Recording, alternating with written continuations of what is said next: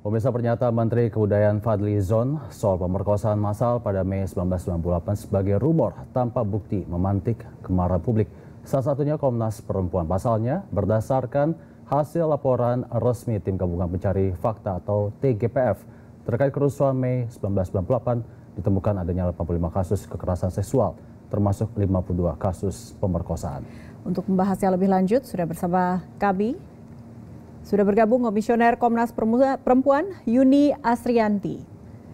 Terima kasih Mbak Yuni sudah bergabung bersama kami langsung saja lewat wawancara dan juga pernyataan yang kami monitor dari akun resmi Kementerian Kebudayaan. Fadly Zon mempertanyakan penggunaan kata massal dalam tragedi pemerkosaan massal Mei 1998 maksud kami.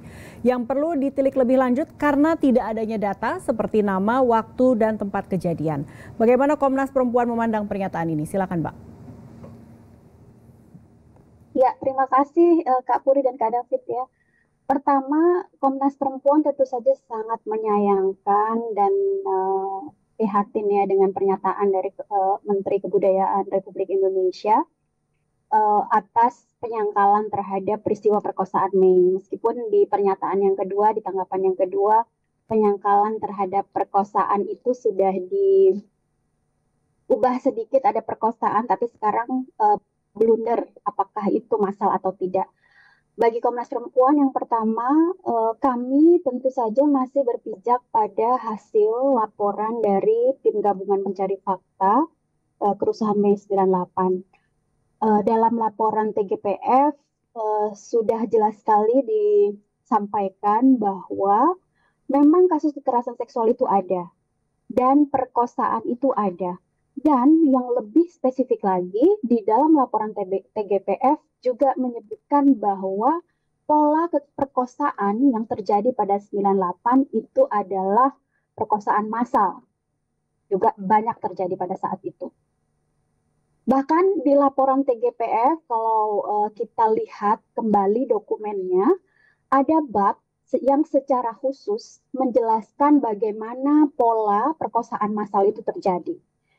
Konsentrasi wilayahnya ada di mana saja, lalu kemudian polanya seperti apa, lalu kemudian disebutkan juga quote-quote langsung dari saksi mata dan dari keluarga korban yang menyaksikan dan menjadi korban peristiwa perkosaan itu. Jadi bagi kami, bagi Komnas Perempuan, fakta bahwa perkosaan massal itu terjadi pada tragedi Mei 98 adalah fakta sejarah yang tidak perlu diperdebatkan lagi karena memang itu ada dan nyata dan sudah tertuang secara resmi oleh laporan TGPF. Yang kedua, Komnas Perempuan sekali lagi juga mau mengingatkan ya bahwa laporan TGPF itu bukan laporan sembarang laporan loh. Tim Gabungan Pencari Fakta kerusuhan Mei 98 itu dibentuk oleh pemerintah, oleh 5 kementerian lembaga pada saat itu. Ada kementerian ditandatangani oleh pejabat tinggi, menteri di 5 lembaga, Kementerian Pertahanan pada saat itu, Panglima ABRI, Kementerian Dalam Negeri, lalu kemudian Kementerian Peranan Wanita, ada juga Jaksa Agung, dan ada satu lagi gitu. Jadi, dan komposisinya juga bukan komposisi satu kelompok tertentu ya, ada komposisi dari perwakilan pemerintah, aparat keamanan, dan yang lainnya. Jadi laporan ini tuh bukan laporan sembarang laporan gitu. Ini laporan resmi milik negara yang otoritatif. Ini adalah dokumen yang sah yang diterbitkan oleh negara, timnya dibentuk oleh negara, laporannya kemudian disampaikan oleh kepada Presiden B.J. Habibie, dan Presiden B.J. Habibie sudah menyampaikan dan menerima, bahkan mengutuk dan menyesalkan atas peristiwa yang terjadi pada kerusuhan Mei 98, bahkan secara spesifik untuk peristiwa kekerasan seksual dan perkosaan massal yang terjadi pada saat itu. Itu juga yang Komnas Perempuan mau mengingatkan salah satu bentuk dari pengakuan negara bahwa peristiwa itu ada adalah dengan dibentuknya Komnas Perempuan. Itu adalah salah satu dari rekomendasi laporan TGPF. Ya, Mbak, terbaru Fadly Zon menolak minta maaf terkait pernyataan yang ia sampaikan. Menurut Komnas perempuan sendiri seperti apa? Bagi kami ya, kami sih fokus bagaimana mengingatkan kepada publik dan juga kepada pejabat-pejabat negara untuk kita konsisten saja, untuk kita setia saja pada fakta sejarah, pada dokumentasi-dokumentasi yang sudah diterbitkan oleh negara.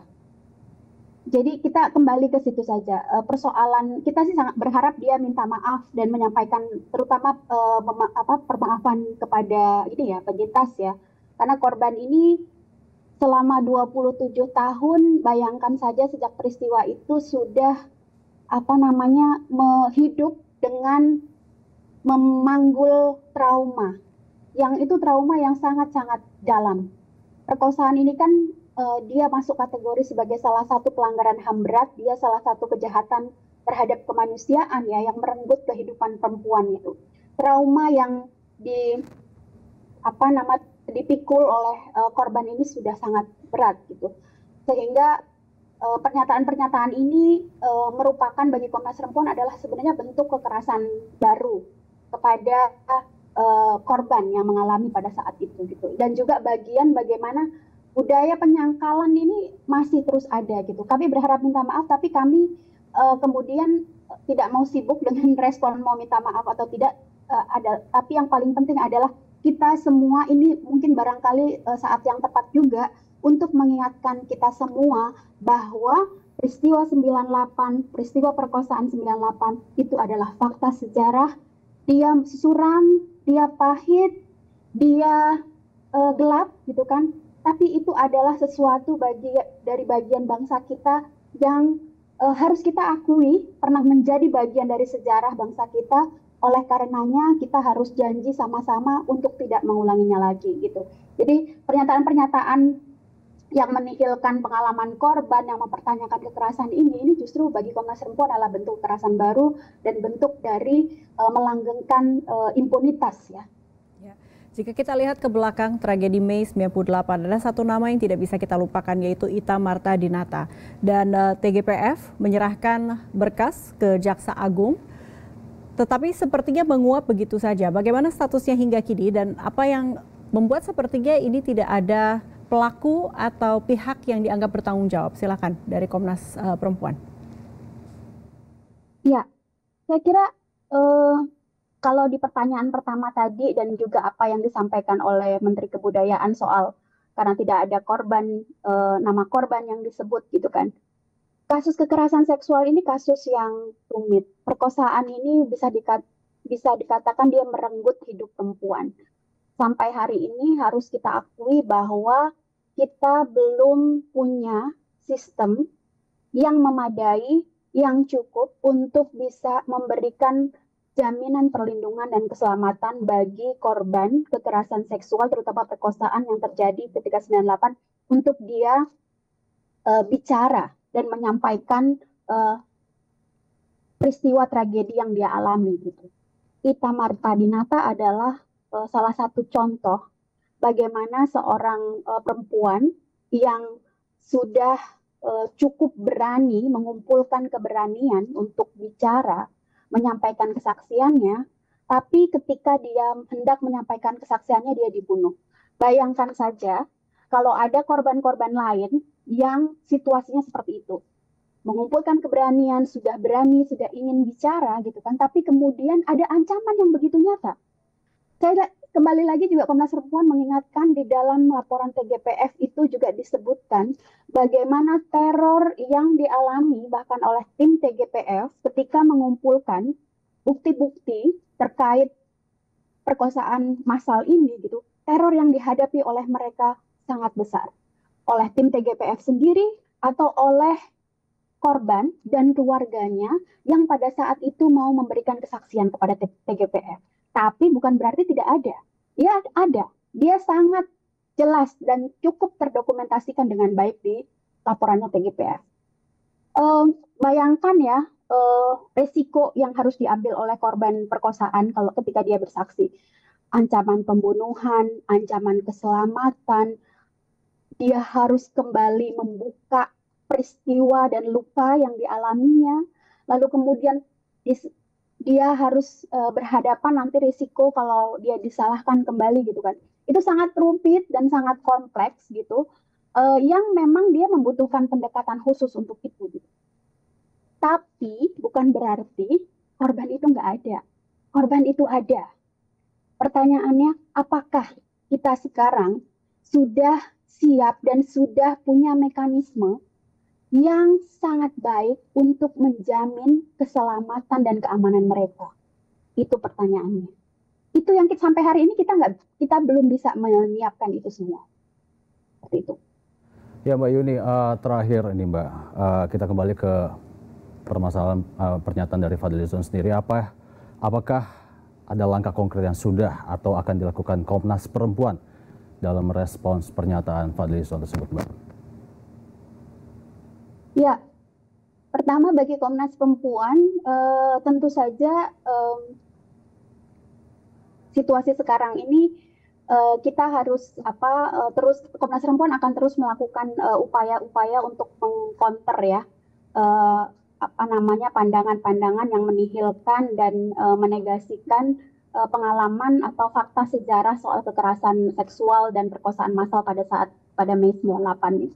Itu yang pertama, counter narasi. Yang kedua, kita juga saat ini sedang menyusun penyikapan yang lebih komprehensif untuk ini, karena pertama bangsa yang besar, kalau mau menjadi bangsa yang besar, menurut saya adalah kita harus mengakui ya dan merangkul kesalahan, kelemahan kita, kekelaman yang terjadi, yang pernah kita alami sebagai bangsa, tapi bukan dalam rangka untuk merayakannya atau dalam rangka untuk membiarkannya gitu kan. Kita embrace, kita akui, dan kita sama-sama berjanji bahwa ke depan peristiwa tersebut tidak boleh terulang lagi.